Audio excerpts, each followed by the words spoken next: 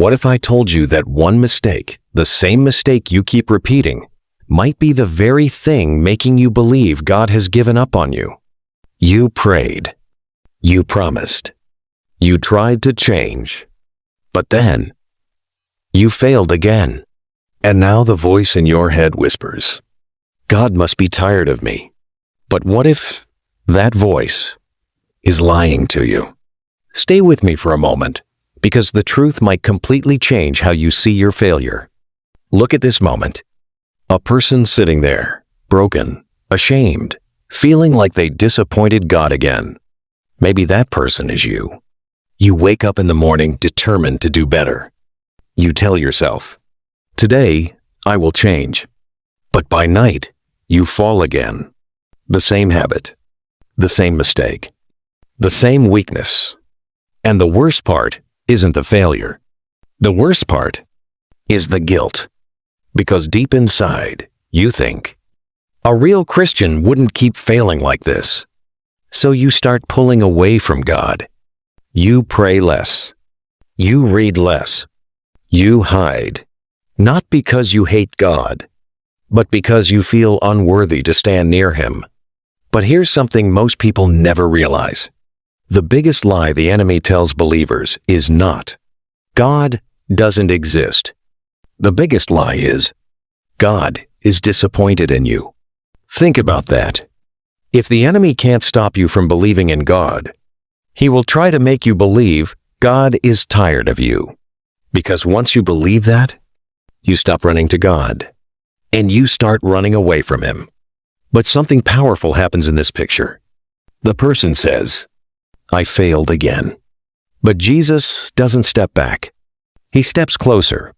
Look carefully. Jesus isn't pointing a finger. He isn't shouting. He isn't walking away. He places His hand on the person's shoulder. Why? Because Jesus already knew you would fail.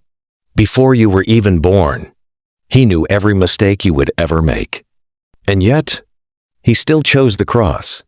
Think about that for a moment. If your failures were enough to make Jesus abandon you, He would have never died for you in the first place.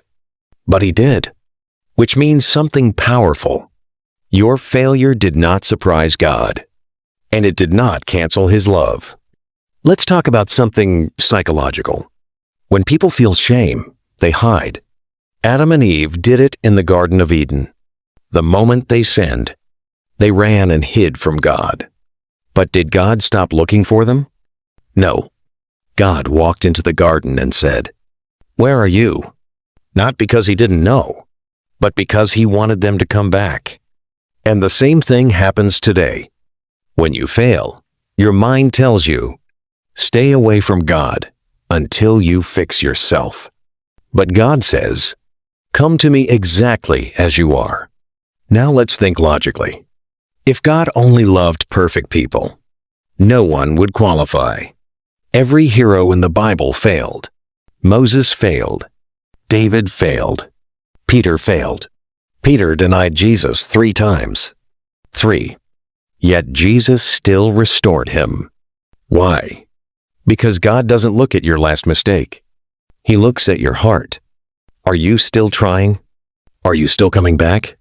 Are you still seeking Him? Then you have not lost.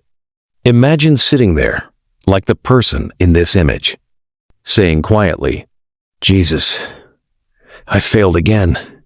And instead of hearing anger, you hear Him say, yes, but you came back. That's the difference. Failure doesn't separate you from God. Giving up does. And the fact that you still care, the fact that you still feel convicted, the fact that you still want to change, means God is still working inside you. So the next time you fail, don't run away. Run closer. Because the biggest mistake you could ever make is believing your failure is bigger than God's mercy. And maybe, just maybe, when you say, Lord, I failed again, He gently puts His hand on your shoulder and says, yes, but I'm still here. So next time, don't run away from God. Come back to Him because He cares to listen to you. Don't forget to subscribe to my channel, like this video, share your thoughts in the comment section,